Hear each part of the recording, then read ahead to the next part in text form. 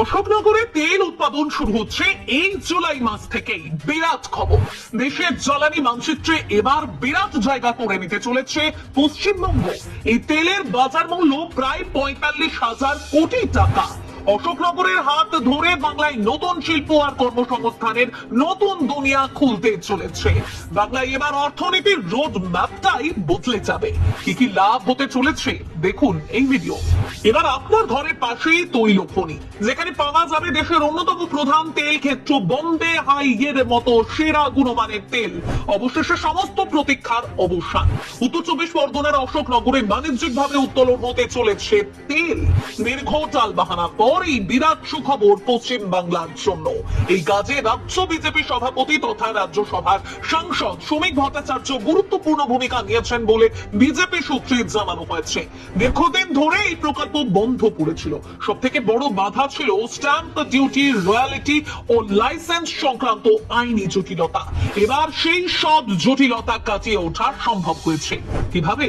Petroleum and natural gas আইন ২০২৫ কার্যকর করার পর আইনি জট অনেকটাই কেটেছে। আপনাদের নিশ্চয়ই মনে আছে, কিছুদিন আগে দেশের প্রধানমন্ত্রী নরেন্দ্র মোদী ভারতে বৈদেশিক মুদ্রার অনটন নিয়ে দেশবাসীকে বার্তা দিয়েছিলেন। তিনি ভারতবাসীকে অনুরোধ করেছিলেন যেন তারা জ্বালানি সাশ্রয় করেন, তবেই তারা প্রকৃত অর্থে দেশের পাশে দাঁড়াবেন। বর্তমানে জ্বালানি সংকটে নাজেহাল ভারত। আন্তর্জাতিক বাজারে তেলের দাম ব্যাপকভাবে বাড়ায় ভারতের বৈদেশিক মুদ্রা খরচ হয়ে যাচ্ছে ব্যাপকভাবে। এবার অশোকনগরের এই তেলের খনি ভারতের দুঃসময়ে যেন জ্যাকপট হয়ে আসবে। এক রীতিমতো ঐতিহাসিক মাইল ফলক হতে চলেছে বলে মত বিজেপির রাজ্য সভাপতি শ্রমিক ভট্টাচার্যের। মোট কত আয় হতে পারে এই তেলের খনি থেকে শুনলে চমকে উঠবেন। প্রাথমিক হিসেব অনুযায়ী এখানে প্রায় ২৪০ মিলিয়ন ব্যারেল অপরিশোধিত তেলের মজুত রয়েছে, যার সম্ভাব্য বাজার মূল্য প্রায় ৪৫,০০০ কোটি টাকা। বিশেষজ্ঞ মহল বলছেন এই তেল গুণমানেও সেরা। শুধু তো কেন্দ্রীয় সরকারের লাভ নয়, এর থেকে বিরাট পরিমাণ রাজস্ব পাবে পশ্চিম বাংলাও।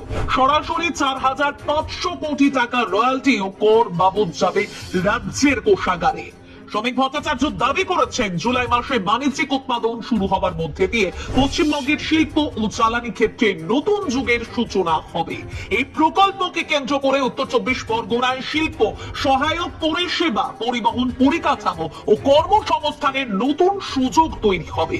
পাশাপাশি দেশীয় তেল উৎপাদন বৃদ্ধি পেলে অপরিশোধিত তেল আমদানির উপর নির্ভরতা কমবে এবং বৈদেশিক মুদ্রার সাশ্রয়েও ইতিবাচক প্রভাব পড়বে।